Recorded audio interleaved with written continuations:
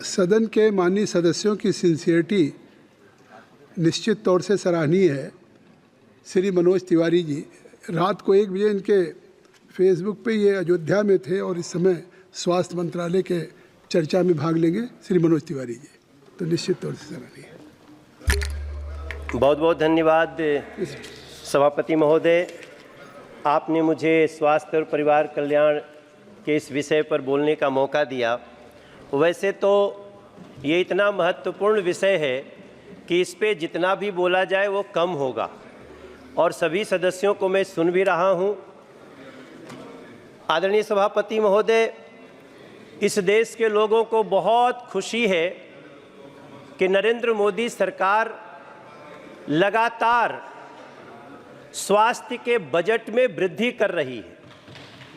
इस बार भी कई लोगों की बातचीत में आया है कि जो स्वास्थ्य का बजट पिछली बार 80,517 करोड़ था, अब वो 90,958 करोड़ का बजट है।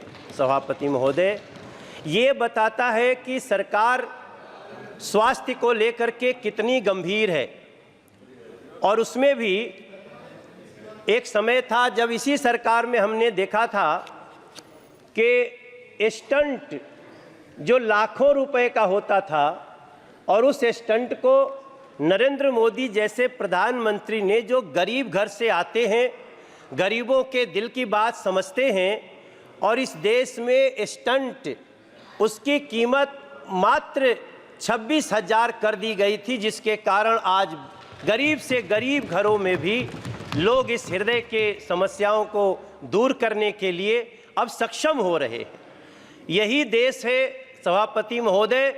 मेरे क्षेत्र में 20 जनौषधि केंद्र खुल चुके हैं। हमारे यहाँ दिल्ली के सांसद साथी हमारे सब बैठे हैं। दिल्ली में जनौषधि केंद्र के खुलने से जो दवाई 600 रुपये में एक पत्ता मिलती थी, वही दवाई लगभग 60 रुपये में मिल जाती है, मात्र 60 रुपये में।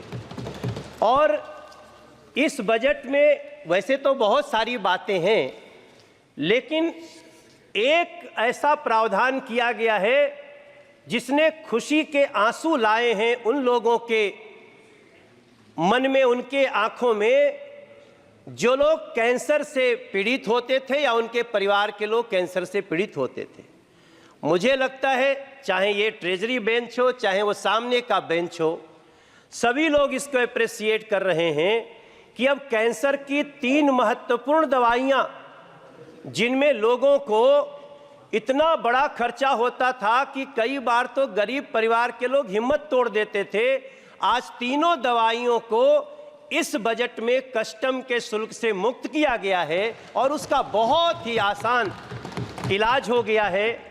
मैं अपनी बात को बहुत लंबा नहीं करूंगा सभापति महोदय।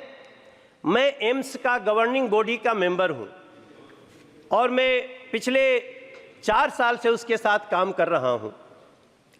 मुझे लगातार लोगों के जो कॉल्स आते हैं, लोग जैसे परेशान होकर आते हैं, तो मैं 2 सुझाव देना चाहता हूं इस बजट के मार्फत।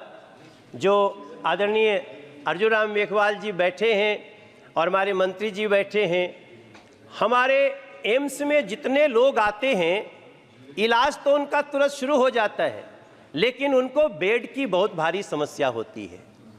इसके तहत जो लोग उनको लेके आते हैं, जिसका इलाज शुरू हो गया, वो सड़कों पे सोते हैं सभापति महोदय। उनके परिजन जो रहते हैं वो इतने बुरे स्थिति में होते हैं कि इलाज तो जिसका हो रहा है, बाकी जो जीवन होता है वो बड़ा दयनीय होता है। मेरी प्रार्थना है, दिल्ली में हम सब कोशिश करेंगे कि हम डीडीए के मार्फत जगह दिलाएं बिहार के लिए, क्योंकि बिहार के सबसे ज़्यादा मरीज आते हैं सभापति महोदय। बिहार झारखंड के लिए एक ऐसा भवन बने जहां जो उनके मरीज आए या लोग आए तो पहले वहीं उनके संबंधित डॉक्टर देख लें किस स्थिति में आए हैं, कहां भेजना है। और एक अंतिम बात सभी के लिए, हाँ, मैं तो चूँकि मैं दिल्ली में सांसद हूं और बिहार यूपी झारखंड से मेरा संबंध है, तो मेरा मन वहाँ पे चला गया। तो हाँ, नहीं बिल्कुल, मैं तो आपके लिए भी कहूंगा मेरे साथी, लेकिन आप लोग अपने अपने लोगों के लिए कहिएगा। आप चेयर को एड्रेस करें।